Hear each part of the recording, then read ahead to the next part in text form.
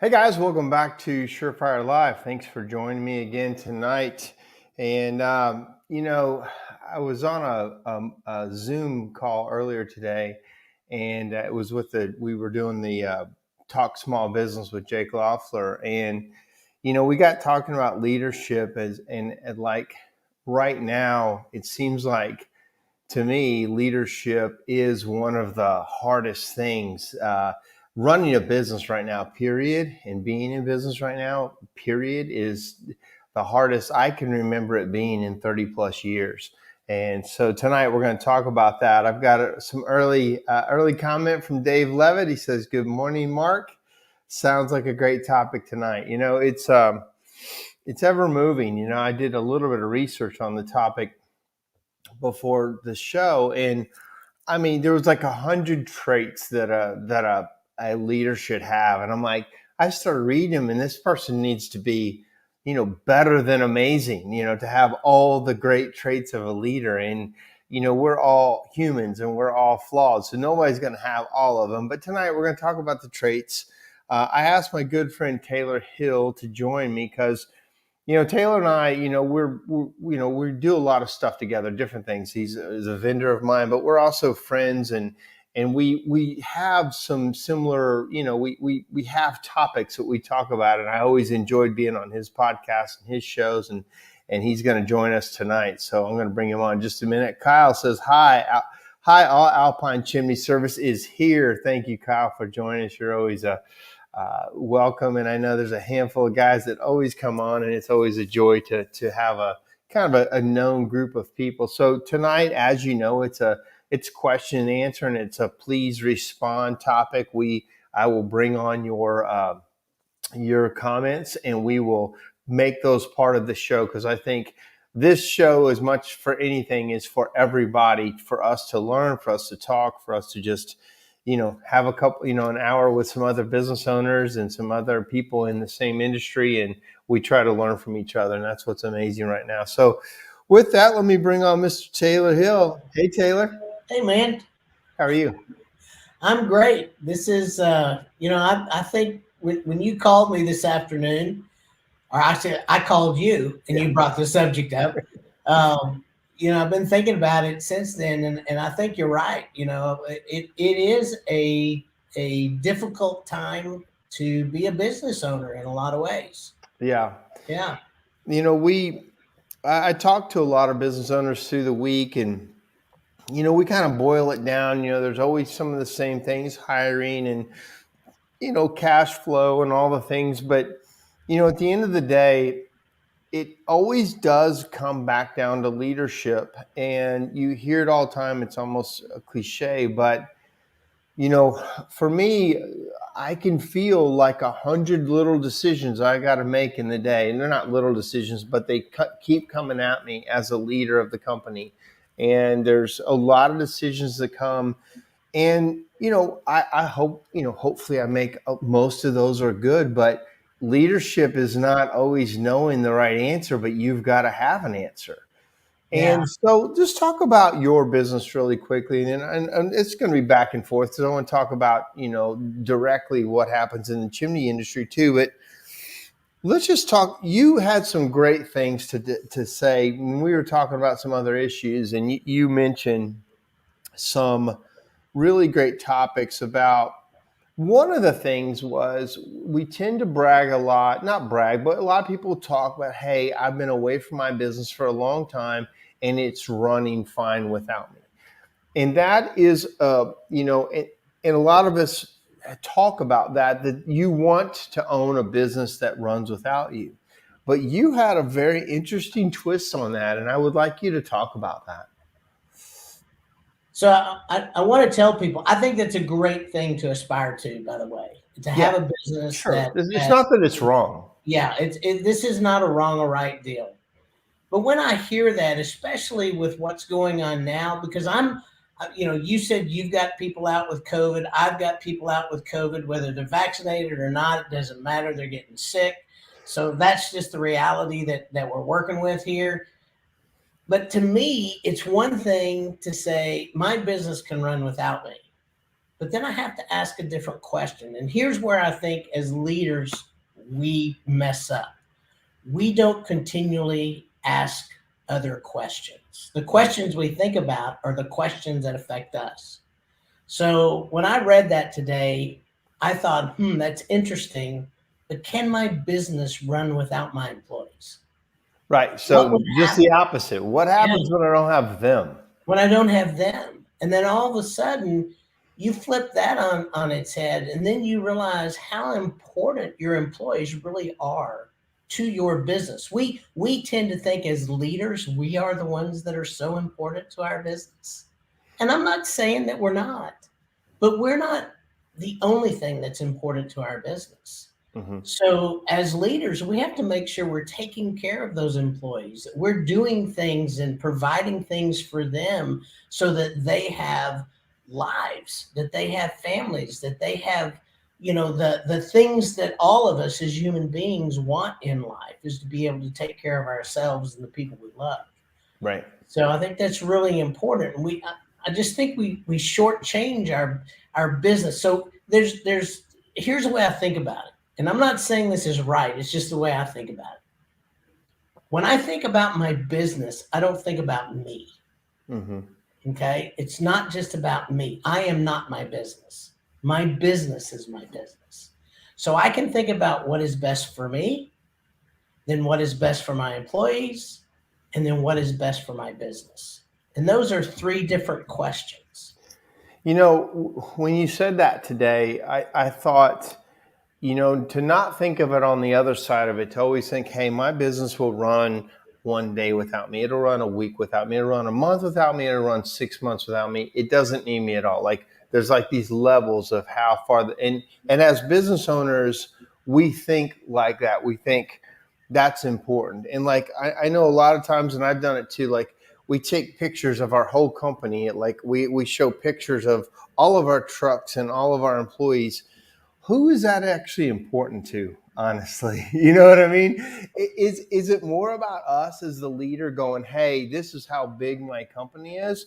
Or does a customer look at that and go, or does an employee feel like, hey, this is good, I'm part of a big team, or I'm just one of many behind the leader in this picture and with all these vans and like, and when you flipped that on me today, when you said, hey, I need to think of it on the other side. I think that's real balance of what we have to do as leaders. We have to balance it, both sides of it.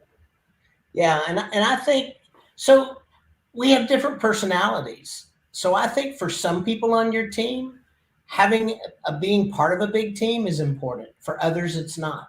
You have some people, I'll take you, I got to thinking about this today.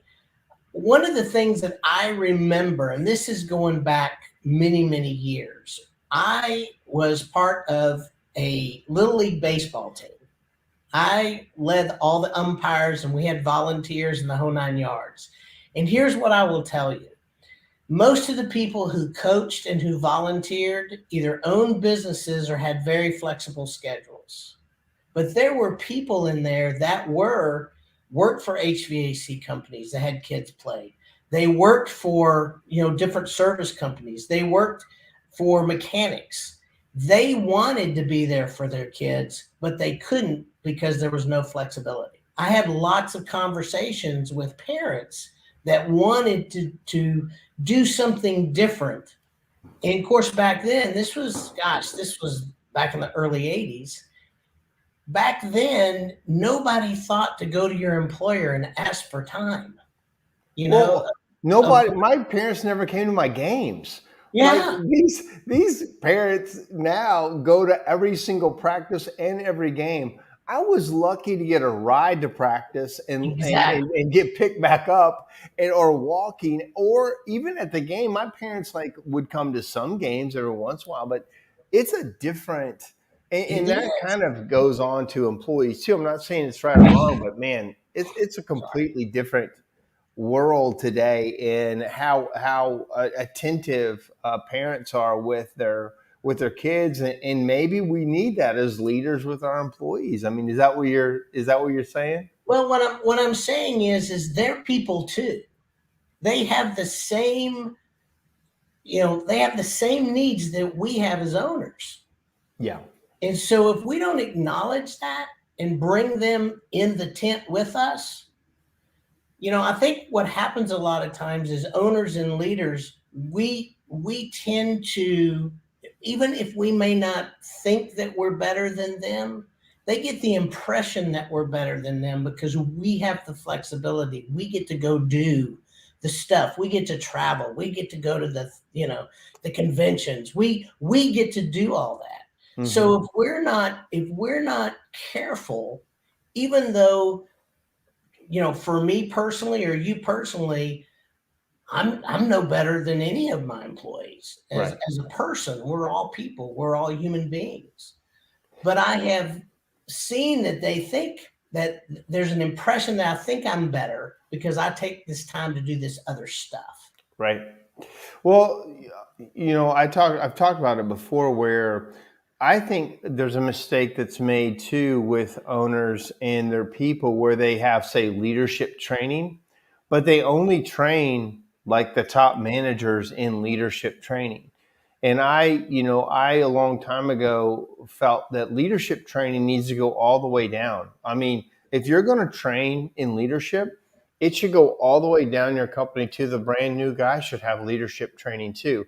And you should include them as much as possible. And a lot, like you said, a lot of times us leaders go to these events. We get the information, we try to soak in much as we can and remember it, and then we come back and we distill it through our company. And it's hard to take a company out and go to places, but that's as important as you going as the owner. And especially if you've got it set up so that it is important. It's just not a party out of town, which can easily happen. But you need to train leadership all the way to the bottom rung of the company. Yeah, and so here's the question I would ask. What is leadership to the leader? Right. Because that also has a lot of different definitions. Mm-hmm. Some leaders just say, well, if I tell people what to do, I want them to jump. And they look at that as leader. Well, there may be people that want that type of leadership. There are a lot of people that don't. But you do have to define what is leadership in your business. Chad brings up a great point here. He says, offer the reality that or maybe often the reality is that as the owner, my employees are my business. As I lead, the employees are my business. And so I think to his point, we are in leader development. And, I read an article as preparing for this show, and, what are the traits of a leader? And literally there was like 100 of them, but it kind of broke down into personality traits. It broke down into self-awareness, how they communicate, how they delegate, how agile and adaptable they are to problems, wisdom as the leader, and then how they affect change in the company. Yeah. And I thought those were like 7 kind of big things, but then inside those, there was a lot of personality traits in those. But let's just talk about the first one, which is personality traits of a leader. What do you find? And I also want to talk about boss versus leader idea because I have a different take on that. In fact, I think my next book is going to be about this, and it's a different twist than you've heard. But let's just talk about the personality of the leader. How does that? What do you think is important, and what is something that you do with your company? You're leading 20 plus people now, biggest team you've had. What do you find out about your personality? Because I've got something about mine too that has happened. Well, I'm very intuitive, so people don't get away with stuff. And when people start finding that out, that's really important. I'll tell you, I think the best thing as a leader let me tell you what I think the best thing is, and then I'm going to tell you what I think the worst thing is. All right. About my personality. So the best thing about my personality is I'm very transparent. So we just hired a group of 4 different people this summer.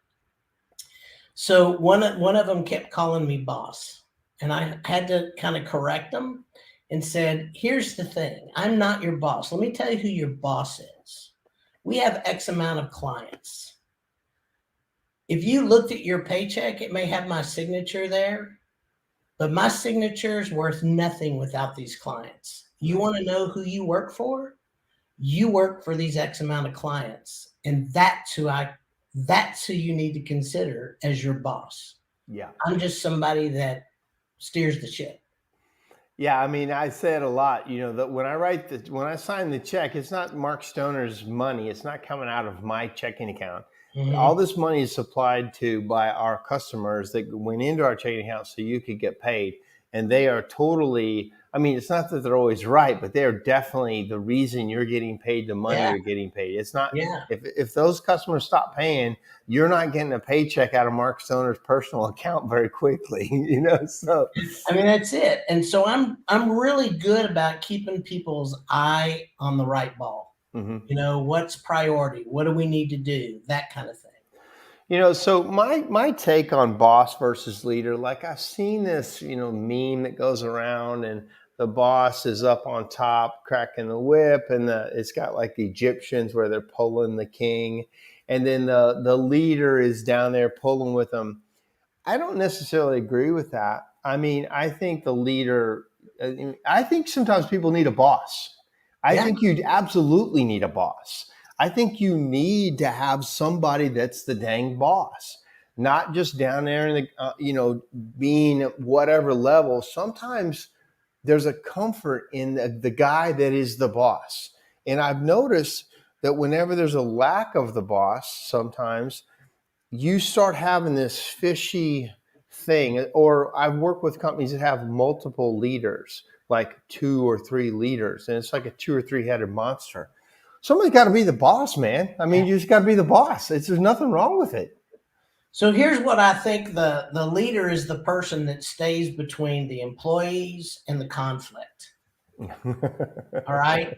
And a lot of people that you want to call it the boss, the enforcer, whatever, it doesn't matter. My deal is I'm not afraid of conflict. I'm okay with it. But what I don't want to ever happen is that conflict, unless I'm bringing the conflict, unless my employees does something that there causes conflict, that conflict has to happen, then I want to be the person that it's all my fault. Yeah. That's really, in my mind, the leader. The boss part of me is the manager. Right. So there's 2 sides. If you both manage your business and lead your business, there's 2 sides to that. And I agree with you. I think too, in blue collar work, I think a boss is it's a different deal than maybe it is in white collar work. And I think blue collar guys respond to a boss in a good way. It's not a bad thing. It's not a negative thing. And the next book I think I'm going to write is going to be called Blue Collar Boss. Yeah. And because now it's not a power struggle, but it's a very clear thing in your company. I mean, I think most people know who the boss is, but there's also some times when you get employees coming up that feel stronger and stronger and a little more entitled and a little more like they know how it works, and they start challenging the boss. That is one of the most dangerous things that happens. If you get challenged as the boss, it depends on how it comes across. Now, challenge on your decision making, depending on how it's done, is naturally good. Sometimes good. So, hey, did you think about this or did you think about that? That there's good conflict and there's really bad conflict. And if you don't address the bad conflict quick, you have set a bad precedent. So, how do you feel about conflict in your company? So I'm not afraid of conflict. I'm totally different than Carter. Carter hates conflict.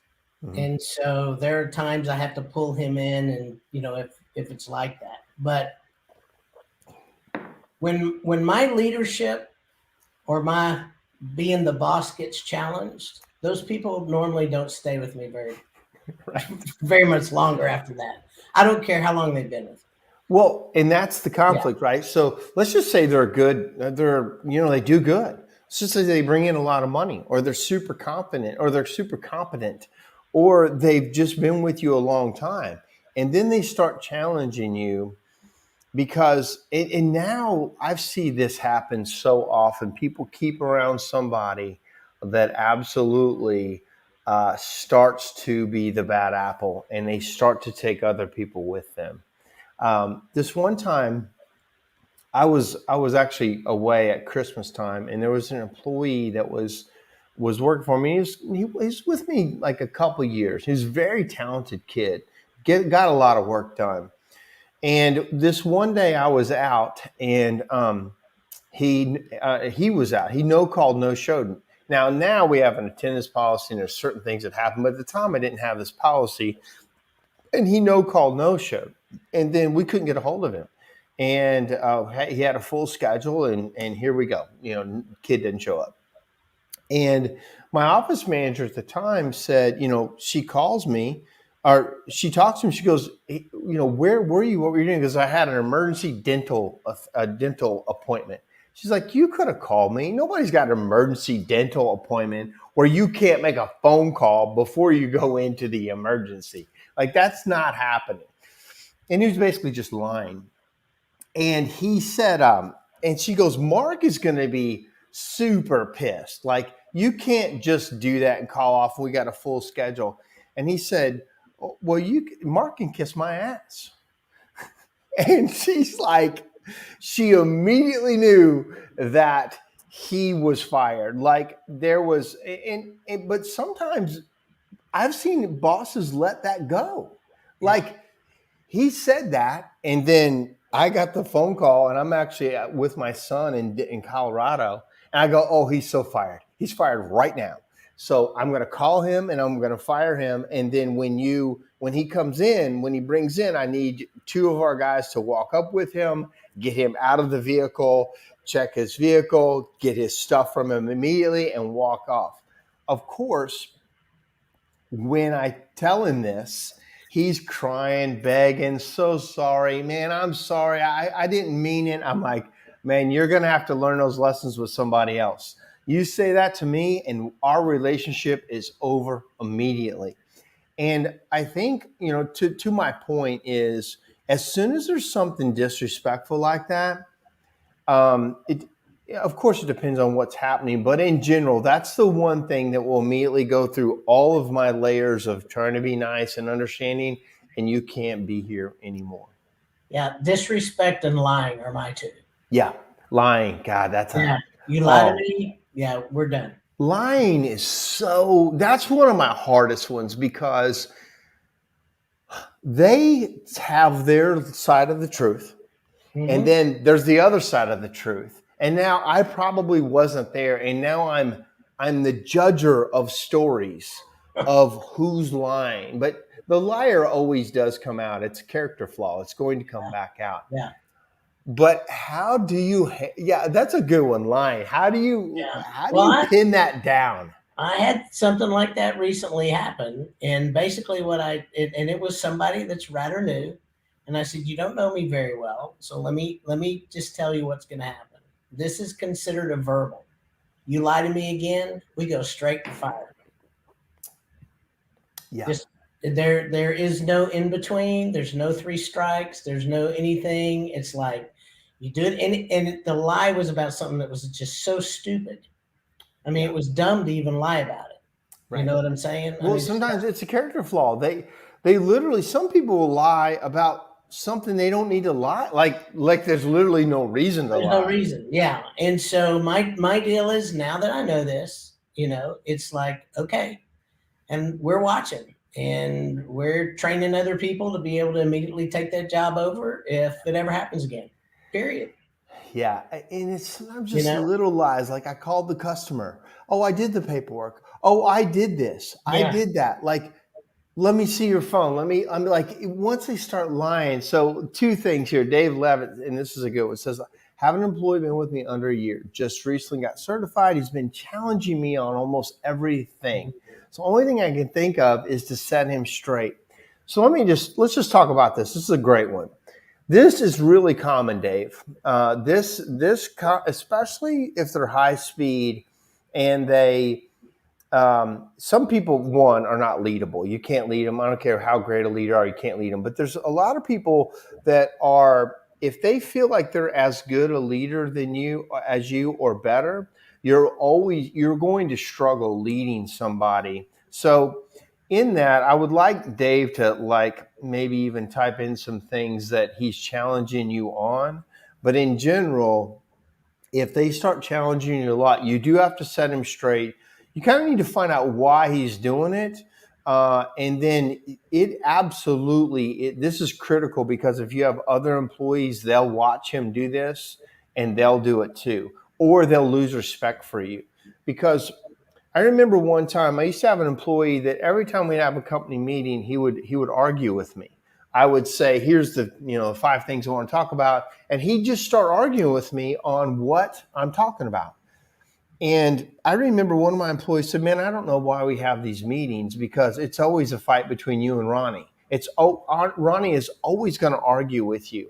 And I said, "You know what? You're right. From now on, our meetings are my meetings, and it's actually not open for discussion on my meeting. We'll talk afterwards." Now, this guy ultimately was not leadable, and he had to start his own chimney company and fine. And he never grew out of a one truck operation. But Dave, to your point, you do have to draw a line. You do have to set him straight. You do have to not allow that to happen very quickly. The next time this happens, it needs to be addressed and it has to be immediately something done about it, or it actually grows into something else. So, Mark, I've got a question for you, real quick, about that. Do you think we are a little hesitant to do that when we've got somebody, we've invested money in them, we've trained them, you got them to a place, then all of a sudden this stuff starts.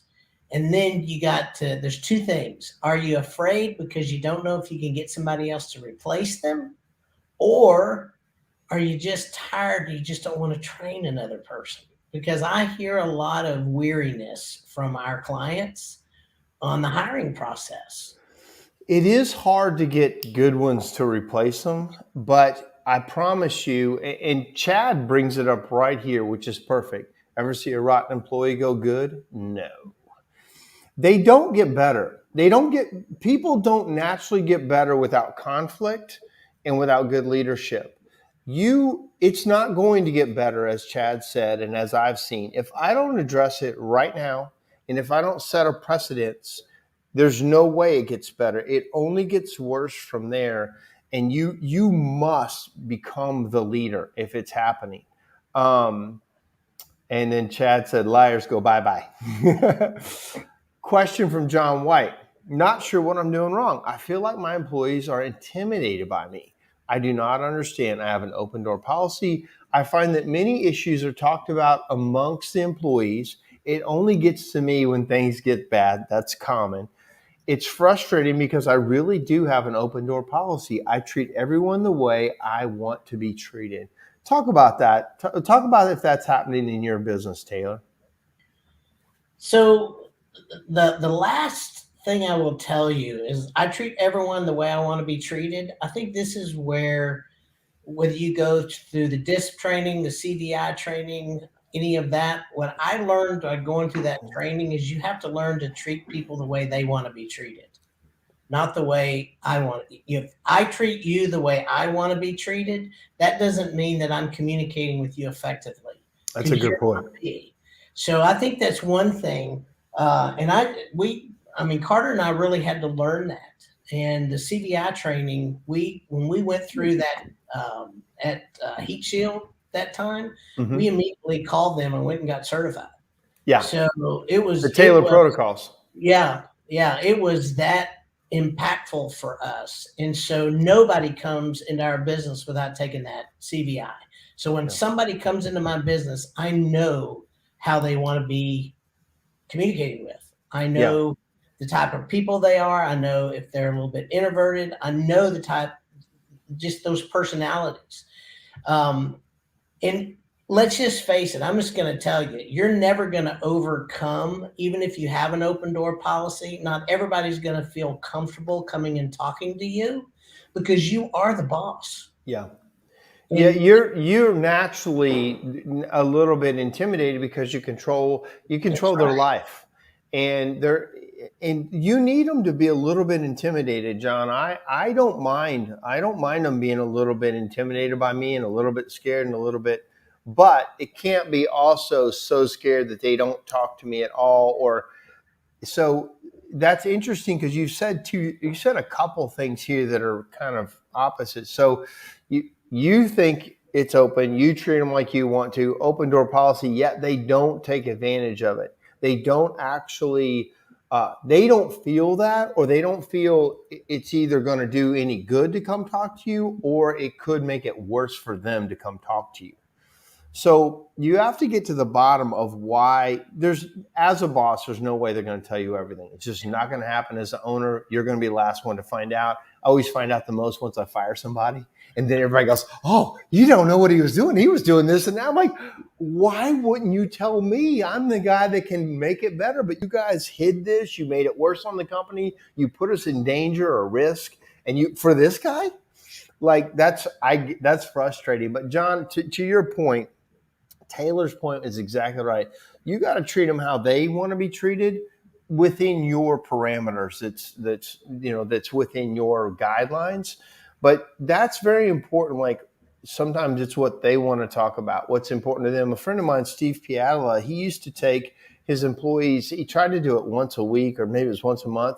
He always took them to coffee, a 30-minute coffee, sat down with them and just talked about what they wanted to talk about, not anything what he wanted to talk about. He always just got them to talk about them and came to meet them on their grounds, so that there is an openness, but there's also still you're the boss. Do you do anything like that, Taylor? Like, to open up conversations and to make sure that you are, approachable yet still the leader? yeah, we do one-to-ones. I've got managers that manage different parts of our business that do them more than me. I do them with the managers, and then I try, at least once a year. Hopefully, we're going to change that and do twice a year to have just one-to-one situations where you just talk, just sit down and talk to them. We're 100% remote, so it's a little bit more difficult because I can't just take somebody to coffee. Yeah, Yeah, it's a little a crazy. little harder. Yeah, Yeah, it's virtual harder. coffee.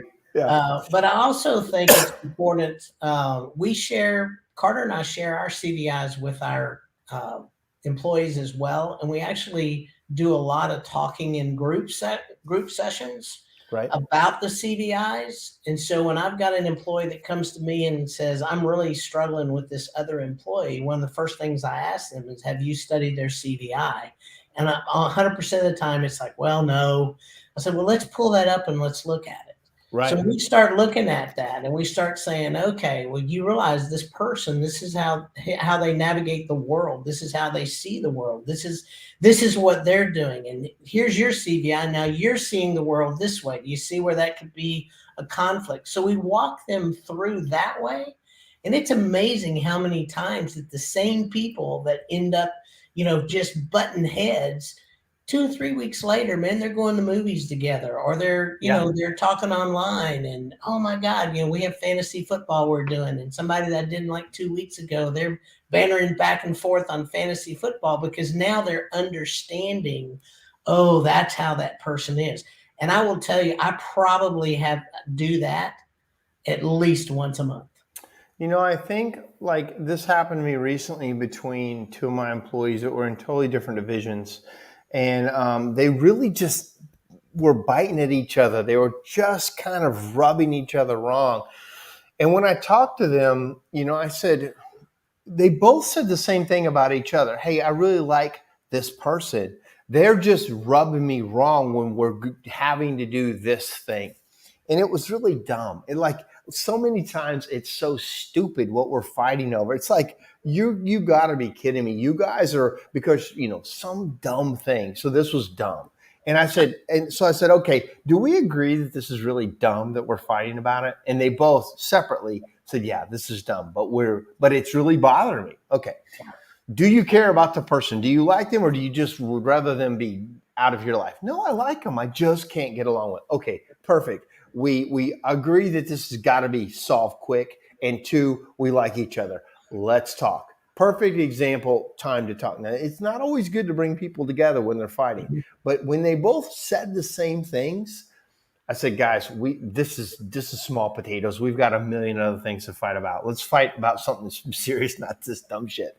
So I bring them together, and let me just show, I've talked about this before. This is part of traction. There's several questions and things popping up, so I want to get to them. But this is a thing that I do, and it's part of traction. I learned it a long time ago at Lindemann University. Todd Smart was a EOS implementer. And he brought this up, and I don't know. It's called the Elevate and Delegate exercise. And I've talked about it for years because I use this whenever I need to bring people together as a team or as an individual. I need to tell them the hard things. I use this. This is my review process right here. And if you can see, there's unique ability right there. It's hard to see it. Unique, excellent, average, and suck. So when that line right there, here's what's important. This line right here, if you can keep people working in their unique and excellent things that they do in a day, they love their job. They love it. You can absolutely, if you stay in your unique and excellent areas, you love it. Your day goes great. If I keep you in your average and suck area, you hate your day. It drains energy. You hate it. But these can be very different for different people. My wife loves accounting, and I know people love accounting. To me, it's totally suck. I hate it. Chew glass, jab me in the eyes. But I love leadership and talking to people, and that's the opposite. So talk to them. And this is a great exercise to tell them the hard stuff. Like, I can't wait to brag on you about what you're unique. Unique is something you're really good at, the best in the company. You love it. You're amazing at it. Excellent is you're good at it. You like doing it. Other people could do it, but you're good. Average is you don't like doing it. You're okay at doing it. And then suck, clearly you hate doing it and you're terrible at it. This is a way I can tell people what they're bad at, and they almost always agree. This is also a way I can brag on you. So, dude, you were and sometimes they're like, you think I'm the best? I'm like, you are like I can brag on you and I can tell you the hard thing in the same conversation. And by the time I'm done with this, I'm telling you that person, one, feels better about themselves, two, understands what's bothering me about them. And it's a great leadership message to really talk candidly to them, not on some checklist, 1 to 5, satisfactory, unsatisfactory. Like, I'm talking real to you. And on this, I write down the things that you suck at. I write down the things that you're amazing at. And we work through it. And then sometimes I'm like, you know what? You're terrible. You're not great at this and you don't like doing it. Let's move this to somebody else. Oh, you want to do more? You want to do more demolition and knock holes in walls? Great. Let's get you on repair crew. Like, you know what I mean? Like, absolutely. Yeah. I mean, last year we did that in our business and totally restructured everything. And it's all about, what do you like to do? What do you like to do? What do you like to do? And so now I've got people doing what they like to do all day long. Yeah, I mean, everything can't be awesome. As an owner of the company, I don't love everything I have to do. But in general, I need to stay focused on what I'm good at, what I have energy for, what I'm uniquely qualified for in the business as a leader. If and as some of you leaders out there, as you move through this, let's just say you're in the field as the leader, you need to understand, okay, yes, I love laying brick and I love doing it, but it might not be the best for the company. That's not where the company really needs you. Sometimes they need you laying brick and bringing in the money. But if you're doing that over and over, you're probably not benefiting the team as the leader the best. Somebody else needs to lay the brick and you need to lead the whole thing. Couple quick things. Chad says, I've coached to get rid of them. Recently, I had 3 employee coaching client that had a really bad guy that was his moneymaker. I said, you'll make it without him. And if I were you, I'd get rid of him tomorrow. He did. Found $10,000 of product in his truck. Within a week, that business started being more profitable. They aren't just bad culture. They cost you money. That is absolutely a fact. Almost every time I've gotten rid of somebody that was a high performer, so a lot of times the lower level people step up. A lot of times they're happier. They're like, man, thank God he's gone, or she's gone. And how many times have you gotten rid of Taylor, somebody and you thought this is going to be bad and it was good? Never. Really? Oh God, No, let me tell you, it's always that way for me. So here's one of the things about me that you may not know. I'm a change agent. I just don't ever look back. I'm a weird dude in that way. You've never gotten rid of somebody and everybody said, thank gosh they're gone. Oh, yeah, everybody. I thought Okay. you said me, that I didn't think, thank God they're gone. I'm sorry, I No, misunderstood what you said. I got you. Yeah. Yeah, no, every single time we get rid of somebody, and I told you this today, I'm really good at letting people know they're going out the door and giving them an opportunity to leave on their own. Yeah. So I have like this kind of a 2-month plan thing that I do, that when I think somebody's on their way out, I make sure they know it. So Just I want to get back to this because this happened on a coaching call I had, and I want to get back to that. There's a couple quick questions though. yeah. John asks you, and I know what the answer, but he said, "Thank you for your advice. I really appreciate it." I feel like I asked for asking this. What's CDI training? It's CV is in Victor, Mm-hmm. CVI. It's on taylorprotocols.com. Yep. John, if you want to get a hold of me, I'll actually set you up so that we can work with you to get the test done. It's core values indicator. Core values indicator. Yeah. And John, we all took this a few years ago at a seminar, and we all were really amazed at how accurate it was to our tendencies, what we are good at, what we're bad at, how we need to look at people, how we need to address people. So, Taylor, are you part of that? Did you become one of their trainers? Yeah. Carter and I both are certified. Yeah. Yeah. So yeah, he's got his email here. Reach out to Taylor on that, and he can help you with it. That process is the way I got my chief operations officer using Taylor protocols. We developed our core values as a company, and then we went out and searched for a person that matched that, in a way that we could bring them on as one of the leaders in our company. Dave Levitt says, if two guys not getting along, best to talk to them separately or together. So here's how I do it. And Taylor, I'd like you to talk about how you do it. Now, you're working remotely now. It's different working in a guy and 2 feet away from you in the van that you got to work with every day. But here's how I do it. I do approach them separately first, Dave. And I'm like, hey, I know there's a problem. Sometimes it's a helper and main guy, sometimes 2 helpers, sometimes 2 technicians. It can be anybody at any point. But I do approach them both. I try to get to the bottom of what the real problem is. And I usually blame both of them themselves, because that's all they can really control. I'm like, I normally pick on what it is about that person that I'm talking to that is a problem. I'm like, I think you have a blind spot here, and it's this. Now, sometimes it's totally another person that's annoying, or he's got bad breath, or he's got body odor, or he cusses, or there can be a million things. So sometimes it's very simple. It's a direct thing. Hey, we've got to fix this. But in general, if it's personality, here's the other thing that'll happen. If you let that fester, there's guys that say, I can't work with Jim. I can't work with Joe. And all of a sudden you've got these divisions in the company that you foster, and you say, okay, well, I won't put you with Joe anymore. If you start doing that, you develop a split in the company that you can't control. You must work as a team. And if you're a pro, you can be a pro whether you like, Shaq and Kobe or Michael and Scottie Pippen. They may not like each other totally, but the pros are pros throughout the day. And you can't foster this, I don't like him, or I don't want to work with him anymore thing. That's a team killer. How do you deal with people who don't get along but need to work together, Taylor? So I don't know if you find this, but what I find is most of the time, if they're not getting along, it's because they're really alike. Do you find that? And that does definitely happen. Yes, that definitely happens. So one of the things, because I've noticed that, I challenge each one of them separately.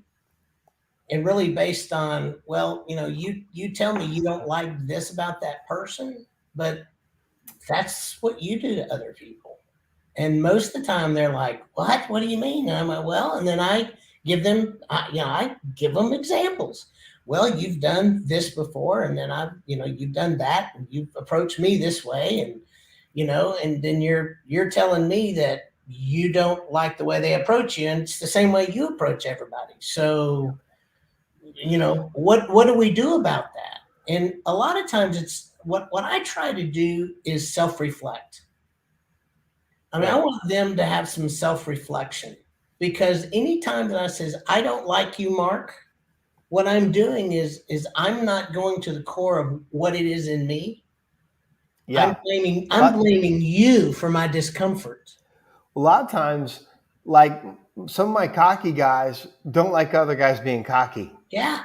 Like the top dog doesn't like somebody below them acting like the top dog, or saying that they figured this out, or you get a bully in your business. Let me tell you something about a bully. You must go right at the bully. You must immediately, you can never back down to a bully. You cannot accept it. You cannot condone it. You must make them look bad. You cannot, as soon as you have anybody bullying other employees or office staff or anything, you have got to smash that person or get them out of the company ASAP, because man, they thrive on they thrive on people not standing up to them. Yeah. No, and I think uh, I was just recently heard some conflict between office staff and the staff out in the field. And it was really interesting because the person who actually led the company wasn't there when it happened. And I'm just telling you, man, that that is such it's like a petri dish that's just gonna just blossom with infection if Yeah, you don't just shut it down. you must. Dave says example of a bully.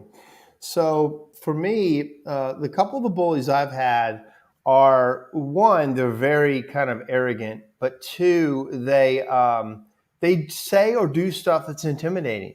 They will say really bad stuff to somebody, or they'll shut them down, or they'll cut them down, or they'll make fun of them in front of other people.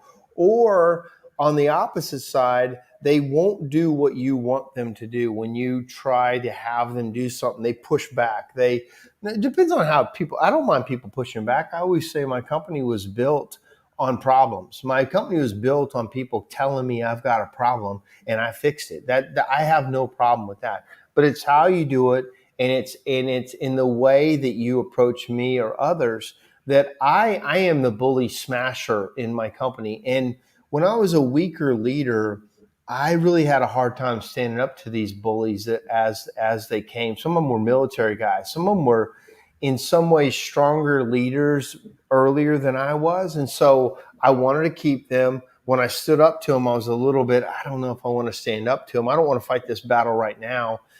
Man, I'm telling you, the worst thing I could have ever done. I think as a leader, the thing that I've gotten better at is I actually have a shorter fuse. Like not that there's a bomb, but I'm very quick at correcting the problem or the bully or the thing. I have to come talk to you immediately. And so Dave says he understands. I mean, we all get bullies. We get guys, especially working tight. You start getting these guys. You just can't have that in a business. Well, and you'll laugh at this, but in our business, we've had a technical bully, Yeah, somebody that just sure. kind of decided they know everything, and you can't ask them a question, because they have to have it their way because they know best. And oh my gosh, it's Well, awful dealing with somebody how do like you handle it? They're probably very smart. They're probably right in some ways, but they that. Yeah, go to another level. They're like a very good technician, but a terrible leader. Nobody wants to follow them, but they feel like they're the leader or they're the boss. yeah, and we had somebody that kind of came up through the ranks, and then kind of made a turn. I mean, we put him in charge of some technical stuff because he was really good at it. And that, which was a great position for him, had he known how to get along with people. Yeah. But after he got that authority, I think some people get blinded by authority. God, that is so true. So, That's one of the biggest problems with yeah. trying to promote leaders is all of a sudden they become a leader and you're like, man, what happened to you? You're terrible at this. I don't want you to be the leader of my people. Yeah. And this person ended up, it was one of those that we just pushed out. I mean, Yeah. just pushed him out, and he got another technical job, and he does really well in it. And we wish him the best, but it was not a good fit for us. As much as anything on this talk, and I actually wrote down a bunch of books that leadership is a developing skill. This is not something you're born with. This is not something you should just have. And the bigger the company that you develop under you, the better you have to be at being a leader. Like you can be one leader at having 5 people, but as you know, Taylor, you're a different leader at 20. I'm a different person at the level company we are, and I still think of us as small. And I've had to learn leadership at all levels, and it's the speed of the leader is the speed of the business. And you must stay ahead of this and by actively saying, I am going to focus on leadership if I want this company to go further than it is today. Because today is as best leader as you probably have ever been. You've never gone, you know what, I was a better leader a long time ago. Everybody thinks they're the best now, and you probably are because you have the most wisdom. But you're also the stopping point in your business if you're trying to grow it. You got to figure out leadership training. What are some of the things? I've got a list of books, but before I list my books, how do you train yourself to be a better leader, Taylor? Well, one of the things is I'm a lot like everybody else I know that really wants to be a good leader is understand 2 things. Number one, you're never there. Right. You better always be learning and figuring it out and going to the next level and reading the next book and listening to the next podcast. So I'm a lifelong learner. My mom was an English teacher. We learned to read very early and we're encouraged. And so I've just always got that habit. So I'm always reading things. I read things a little bit different than just leadership books. I like strategy books. I mean, I'm reading a book right now or listening to it called Your Next 5 Moves, which is really, really interesting. I don't know if you've read that one. No, I haven't. It's really interesting about really kind of preparing yourself for the next 5 moves at all times. What are your next 5 moves? Mm-hmm. It's really interesting. The guy's an insurance agent, built one of the largest life insurance companies in the world. I listen to a lot of Brene Brown because she really is about not just leadership, but also relationships and people. And I don't think you can be a really good leader and not study people and psychology and the trauma that people go through. And I think that's another thing that because we're guys, we don't stop and think about that. We don't stop and think about that guys actually do have traumas and have things they have to work on. And so it's important to know that and if you're men and you have women that work with you, there are different things you have to consider where women are concerned. Yeah. And Brene Brown actually, I think it's called, I've got it in my deal because she's got one of the best leadership books I've ever actually read. Oh, I've read it. It's Daring. Is it Daring to Lead? Is that it? It's not the one I was thinking of. It's one she gave that TED talk on, I think. Brene Brown. I'm gonna give you another one that I've listened to it 4 times now, and I can't remember the name of it. Oh, it's you told me about this one a long time ago. The Imperfection book, The Gifts of Imperfection. The Gifts of Imperfection. She's got another one called Dare to Lead. That's fantastic. I'm gonna. I do. Yeah, those right. You study it. You're humble enough. If I made a list of traits for leaders, a lot of people would say the same things. I wrote down. Where did I write them down? team person. They set the example. They're laid back. They're empathetic. They're determined. They're hardworking. They're strategic. Like everybody will say the same things, but for you, and there's a million ways to lead people, but for me, the most important trait in leadership is being an empowering leader. To empower others to lead is one of the most important things, and it's a super strong trait to empower others and give them the reins and guide them to be better. So I want to list and talk briefly, and you tell me if you read these books, and we'll do a 1 minute book report on these books if you have read them. There's a couple of them I have not read, but here's a list of books. Leaders Eat Last. Have you read that one? It's been a long time. But That yeah. one's been a minute. Yeah. You can get a lot from the title of that book. It's a Simon Sinek book, I believe. But basically on this book, he talks about how they basically make sure the team is taken care of, and then you as a leader would eat last. I think that's a great book. That's not one of my. It's an okay book.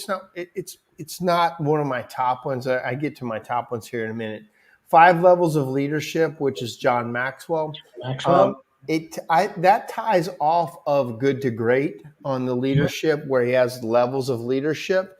Yep. And real quickly on that, let's just say there's 5 levels of leadership, like in Good to Great, and you're a level 3 leader. Once you've taken the test, you're level 3. You cannot attract a level 4 or 5 leader that will stay with your business, because they simply can't work with a leader that is lower on the scale. It becomes frustrating. You as a lower level leader can't lead that person. So the point of the levels of leadership is to, one, be self-reflective and understand where you are, and then understand to move your game up. Then stronger leaders can follow you. Have you read either of those books, the Good to Great or 5 Levels? Yes, I've read them both, and it ties in with I see the 21 Irrefutable Laws of Leadership. One of my absolute favorite laws in there is the law of the lid, which is exactly what you're just talking about. The law of the lid. Yeah. Explain that one real quick. That's one of my favorite laws. Yeah. So basically, if nobody can lead past where you are. That's why it's so important to just always be moving forward. In my mind, you always have to learn and go, because you might be able to lead somebody right here, but you can't lead them, and you stifle them because you can't lead them, and they will leave you because they're looking to grow, and they're human beings just like all the rest of us, that we want to grow and get better and do all those things. But if they hit that lid and you can't grow beyond them, they're gone, because they will go somewhere else. Do you remember the example he uses in that book about the lid? The fleas. So in this they talk about fleas, and fleas, if you put them out and you let them jump, they can jump like 3 feet high, right? They can jump crazy height. But if you put fleas in a jar and you put a lid on it, the fleas will hit their head on the top of the lid, and in about, I can't remember the time frame, but like a week, you can take the lid off and the fleas will never jump out. Because the law of the lid is, they just remember, this is how high I can jump, I'm done.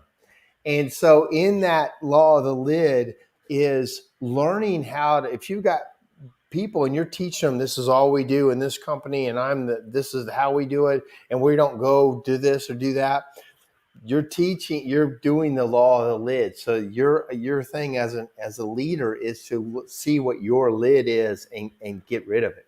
Yeah, you got to grow beyond that. Yeah. Because you just stifle everybody. So extreme ownership. That's the Navy SEALs book from Jocko Willink and Leif Babin. Have you read that book? I have not.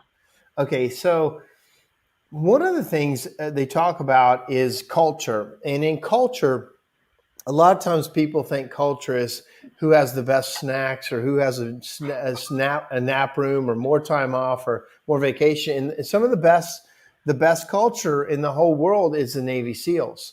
And they because they've got it hard, they hold each other accountable. They got each other's backs. They're absolutely part of a team that they know how that team works. And in extreme ownership, these guys take war situations and then they move it into business and they say, hey, this is what happened in war.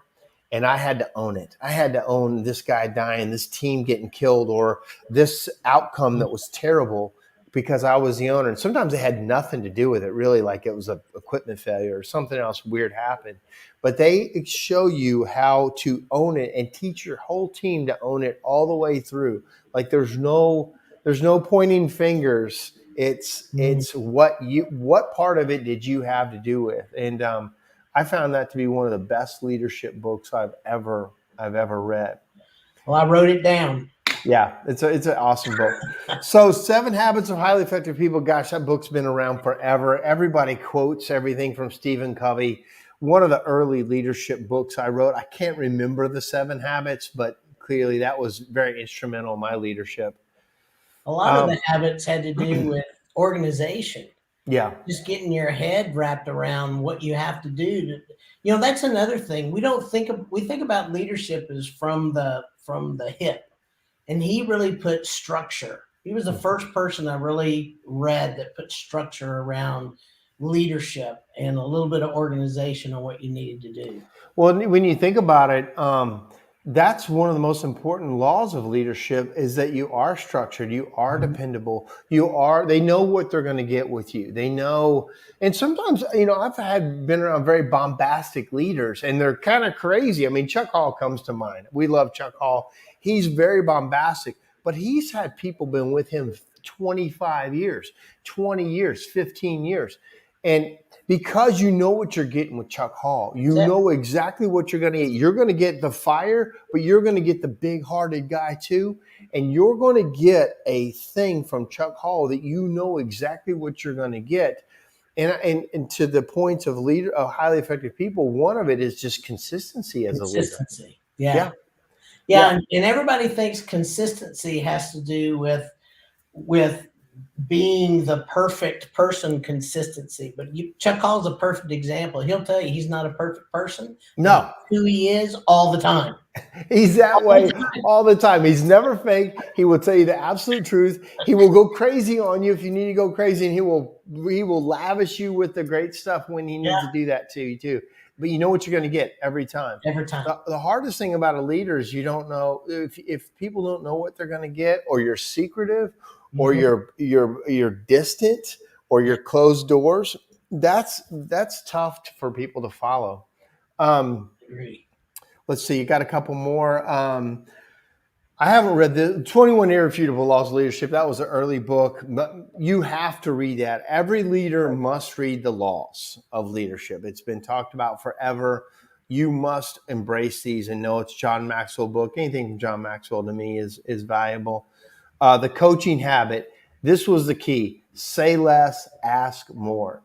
I think as a leader, whenever anybody comes to you with an issue, you need to ask questions. You don't need to give answers. One of the main things as a leader is not to just answer the question. It's to ask, don't just ask them how they're thinking about it and get them to come to the answer, not you just blurt it out. And questions. Yeah. Questions. Got to ask questions. Do not lead by giving them the answer. When they come to you, you're like, okay, great. Why is this a problem? What do you think we should do? Tell me why you think that. What do you think I'm going to say? I love that one. Okay, you came to me. What do you think I'm going to say? You ask them the questions to come to it, and 2 things happen. 1, they learn how you think. And 2, they quit coming to you because they know you're just going to ask them questions back, and they could ask it themselves. That's it. So that's a great one. The coaching habit, say less, ask more. Then I've got a couple more books. Let's see. John White asked me to put these on Chimney World, and I will put these on there. Clearly, I've talked about it forever, how to win friends and influence people. There's just such basics in that book that once you understand them, two things happen. One, you can implement them easy, but two, you also see when people don't know the rules. They don't know this book. And you're like, oh my gosh, I wish you would read this book to understand. It's not magic. It's not, putting people under some kind of spell. It's just understanding how communication works. So do you? I know you and I both read this book every couple of years because we've talked about Yeah. that. I've read it 8 times. Yeah, I'm not. I haven't read it that much. I've probably read it four. It seems like a different book every time I read it. That's what I'm gonna say. Do you ever read it and go, "Oh my gosh, I forgot about that one"? Every Like, time. yeah, Every time I read it, because I'm at a different place in my life, I'm at a different place in my leadership, I'm in a different place in my business. Every single time I read it, I'm like, I don't remember this story. yeah, I forgot about that. And one of the stories that I always remember from it is the story. It's not John Dillinger, but it's some other. It's always they talk about bad guys, how the bad guys thought they yeah, were good guys. And if the worst people, Al Capone, and it's not John Dillinger, it's another guy who he had actually just shot some cops. He was writing in his own blood that he was actually a good guy. They don't understand his heart. He's a good guy right after he killed people. And Al Capone thought he was a good people and the government was bad, which yeah, that's a different story. But he was supplying the people with what they wanted. It didn't matter that he killed people and bullied people and did whatever he did to do it. But if the worst criminals in American history think they're good, how are you ever going to convince somebody that thinks they're right? And they're, and if you don't understand that principle that everybody always thinks they're right, yeah. if you're always going to fight that battle, you're going to lose. You got to understand how to talk to them and help them come to your side in influence versus arguing or, trying to run them down or whatever. Yeah, it was funny. This book was a book that we did as a book club, company wide. Oh, really? Mm-hmm. Yeah, and of course, I've got a lot of people that work for me that are very young. And when you listen or read this book, it's a very old book. I mean, it was written in the Yeah. 20s, Yeah. and 20s. 20s Mm-hmm. or 30s, yeah, Mm-hmm. around there. So it's got some references, some historical references. And I thought people were going to come back and go, "Oh my gosh!" But everybody loved it. I mean, they were Yeah. just blown away by it. Yeah, Yeah, you have to take it for the time. Like when it says this really rich guy made $50,000 a year, he yeah, was like super rich, and some of the references are dated, but the principles are absolutely right. true. And they talk about Andrew Carnegie, how he really could control. He really had a lot of influence, but he really didn't say much. He wasn't a big talker. He let people talk about themselves and he asked them questions and he let them talk, and then everybody loved talking to him, so they all came to him. And then lastly on this list was be. It says the list on the book says humble, hungry, hustle, but then it's be humble, stay hungry, always hustle. And that I haven't not read that book, but I heard good things about it, so that's next on Mhm. my list. But clearly, the title says a lot, and that is great leadership right there. Humble, but hungry and hustling is really what people want to see in you as an owner. They don't want to see you totally kick back and they do all the work. They don't want to see you dying out there either. They want to see somebody who is focused and getting work done, holds people accountable, good leader, somebody that they can mimic or be proud to work for. But I agree. so let's see. Got one last comment, I think. Mark, that paper you put up earlier for this exercise, can you send it to me, please? Yeah, it's called the Elevate Delegate exercise, and it's just a quadrant, and I can send it to you. But it's unique, excellent, average, and suck. And it's just a conversation. It's just a way to have a conversation. So, Taylor, thank you so much for joining us tonight. Anything you want to leave anybody with on leadership or anything at all? I think the one thing I would say is this: it's learnable. Don't ever give up, and just keep moving forward, one foot in front of the other. As a leader, you do that. That's how you learn. That's how you learn. It is. You must do it to learn it. You can't just read about it. You can't listen to podcasts. You can't listen to me talk about it. You have to get in there and do it and suffer the battle. You got like whenever you run into a good leader, a really good leader, you know they've been around the block a long time. Like there's a armor that they have that is confidence yet humble and funny about it, and just that you can just see that they've gone through the battles. And I think that you only get that. You want to read about it so that when wisdom comes right after experience, right? So you want to have as many experiences as fast, but then you must become wise from them. And quick story, a friend of mine I was talking to the other day said, he had a bunch of young guys that worked for him, and everybody had only been there. He'd been in business for 10, 12 years, but almost everybody that was with him had only been with him 1 year or 2 years. I think everybody's 1 year. I'm like, what's happening? He's like, I can't figure it out.